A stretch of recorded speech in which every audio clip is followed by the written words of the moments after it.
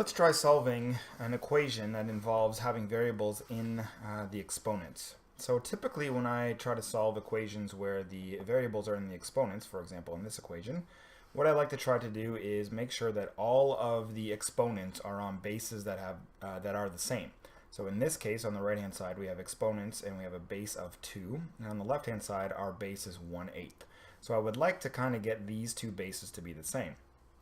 After thinking about it for maybe a couple seconds, you realize that 8 is a power of 2, so perhaps a good idea would be to try to get 1/8 as a power of 2. And in fact, we can do this because what we realize is that 1/8 is exactly the same as 8 to the power of -1.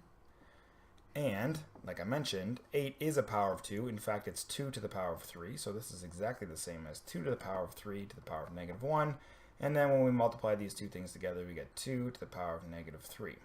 So on the left-hand side, the 1/8 becomes 2 to the -3. So I can write that in my equation. So I have 2 to the power of -3 for my 1/8, and that is still raised to the power of x minus 1. And on the right-hand side, I have 2 to the power of 3 minus 2x squared. Okay, I'm just going to simplify the left-hand side up a little bit. This -3 can be multiplied to the x minus 1, and I can get rid of the brackets. So now I have 2 to the -3x plus 3. So I have 2 to the -3x plus 3 on the left, and on the right I have 2 to the power of 3 minus 2x squared.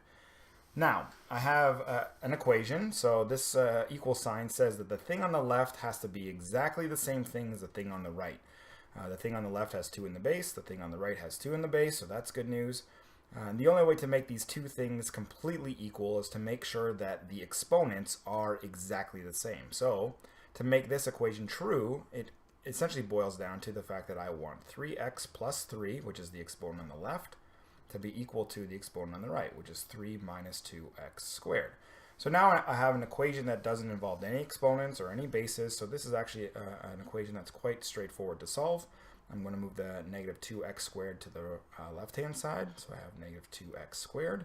I'm going to leave this minus 3x here, and when I move this 3 over to the other side, it actually cancels out with this 3, so I'm left with solving this equation here.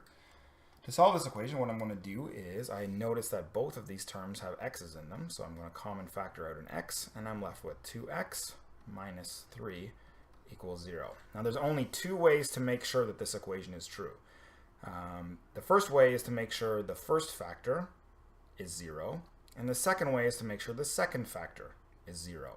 So this gives me two different solutions. The first one is if the first factor is 0, which means x equals 0, or we have the situation where 2x minus 3 could be 0. If x is 0, then that certainly makes the left-hand side 0. If 2x minus 3 is 0, that certainly makes the left-hand side equal 0. So let's just see what happens. Let's see what kind of x's make 2x minus 3 equal to 0. So I'm going to bring the 3 onto the right-hand side, and I have 2x equals 3. And then when I divide both sides by 2, I have x is equal to 3 halves. So the solution to this, x is equal to 0 or 3 halves.